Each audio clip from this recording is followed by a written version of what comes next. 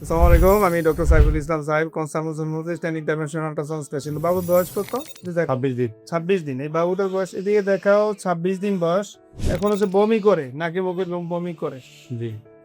আচ্ছা, আমরা যদি একটু স্ক্রিনে দেখাই, মূলত তার পাইলোরাস দেখতে বলছে। এই হচ্ছে তার পাইলোরাস। আমরা হচ্ছে সাধারণত বাচ্চার বমি করার কয়েকটা কারণ থাকে। একটা হচ্ছে বাচ্চা যদি, এটা হচ্ছে খাদ্যনালী, আমরা স্টোমাক বলি, দেখা যায় স্টোমাক বলি। স্টোমাকের যে লাস্ট পার্ট থাকে এটাকে বলা হয় অ্যান্ট্রাম, পাইলোরাসের লাস্ট পার্ট। অ্যান্ট্রামের যদি ওয়ালগুলা মোটা হয়ে যায় তখন লুমেনটা একবারে চিকন হয়ে যায়, খাবার পাস হয় না, উল্টা বমি করে।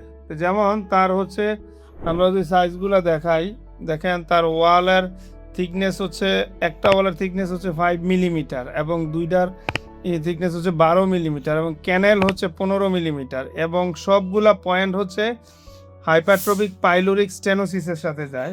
আমরা একটু আরেকটা লাইভ স্ক্যান করি, দেখেন একদম খাদ্যনালীগুলা কিভাবে জমা রয়েছে উপরে এবং কোনো ধরনের খাবার কিন্তু পাস হচ্ছে না। এটা হচ্ছে একদম পাইলোরিক স্টেনোসিসের মূল কারণ। দেখেন কোনো খাদ্য এদিক দিয়ে কোনো এয়ার পাস হচ্ছে না।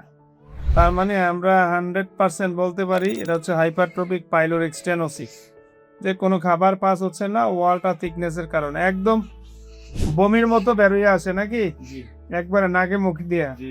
এটা হচ্ছে মানে যেভাবে ব্যাখ্যা করতেছে আমরাও কিন্তু সেভাবে পাচ্ছি। এটাই পাইলোরিক স্টেনোসিসের মূল কারণ, মাংসটা বাড়ার কারণে এটা। এখন এগুলা সমাধান হচ্ছে অনেক সময় ওয়েট করা হয়, অনেক সময় অপারেশনও করতে হয়। তো রুগীর জন্য দোয়া করবে, একদম ক্লিন কার পাইলোরিক স্টেনোসিস এরিয়া।